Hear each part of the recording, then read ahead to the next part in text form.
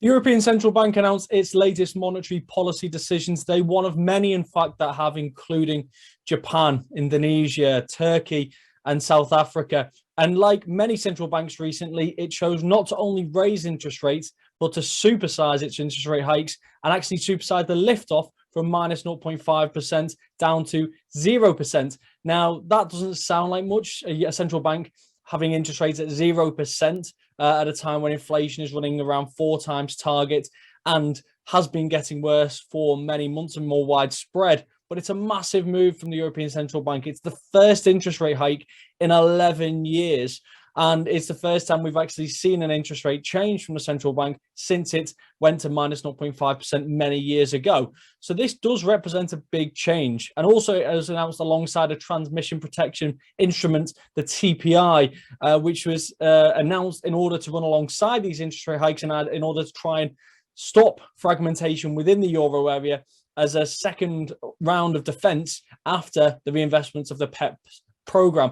Now, the TPI, the details of which have only been released in minor detail, but they do seem to target those in the periphery where yields have been rising in what the ECB believes to be an extraordinary and unfair level. Now, there are conditions linked to the TPI, which means that it won't necessarily be implemented. And we saw from our experience back in 2015, the biggest tool which was announced in order to try and address fragmentation in the euro area wasn't actually ever implemented. It with the fact that this backstop existed was enough to ensure that yields remained at more reasonable levels. And I think the European Central Bank is ultimately hoping that the TPI exists and operates in a similar fashion. But it is there and it is available, and Lagarde was keen to stress the size of it in order to ensure that people believed that it is suitable in order to try and contain any surge that we do see in European yields.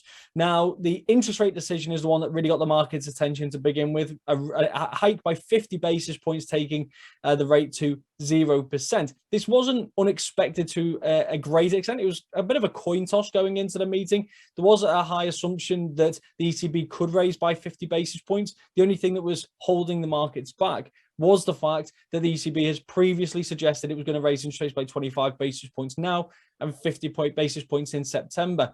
The decision to raise by 50 basis points today has effectively negated the guidance for September, and Lagarde was keen to stress that as well. So now they are moving on a meeting by meeting basis, which is going to be very data dependent, although it did accept that further tightening is going to be warranted in order to deal with the inflation problem that it now exists and has become more widespread within the euro area. So the euro did pop higher in the aftermath of the interest rate announcement and the announcement on the TPI. We obviously saw a lot of volatility throughout the actual meeting. And as you can see on this daily chart here, I've got the chart here showing the euro against the pound. Now, the reason why I've chosen this chart is because it has been a very interesting pair to see over the course of a number of weeks now. And it looks as though we may have seen a breakout, which I think has been further supported by the moves of the European Central Bank. And it makes the Bank of England decision in 2 weeks' time all the more interesting.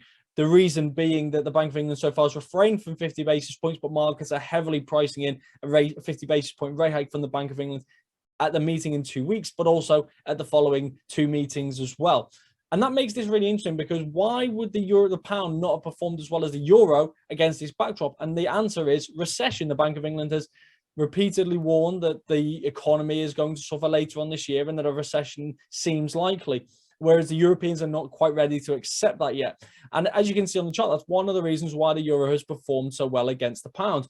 We saw a breakout actually go back in May. We saw a break above the 200-233-day simple moving average band. And we were already trading above the 55.89 moving average band at that point in time. We rallied as high as above 87 to around 87.21, and we've pulled back towards that crucial moving average band since. And we've kind of stabilized around that level. In fact, at one point we actually moved below here. But as you can see on previous occasions when that 200-233 day simple moving average band has been tested, it's not always acted as a clear area of support, but on a closing basis, it has been very crucial. So you can see back in March, we broke above the moving average band, but closed below.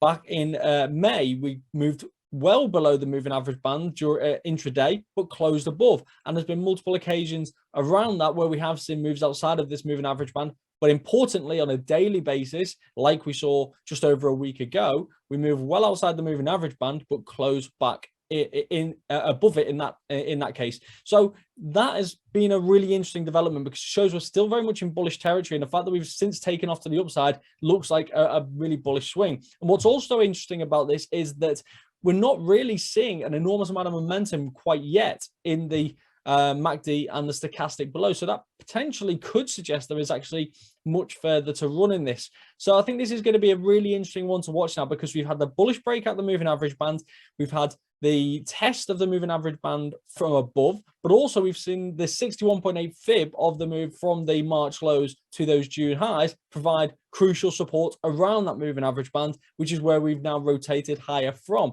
So this is looking like quite a bullish setup at this time, even as the Bank of England has seen raising interest rates more aggressively to deal with inflation. The guidance from these central banks now has become even more critical, and the next focus now for this currency pair is going to be on the Bank of England in 2 weeks' time.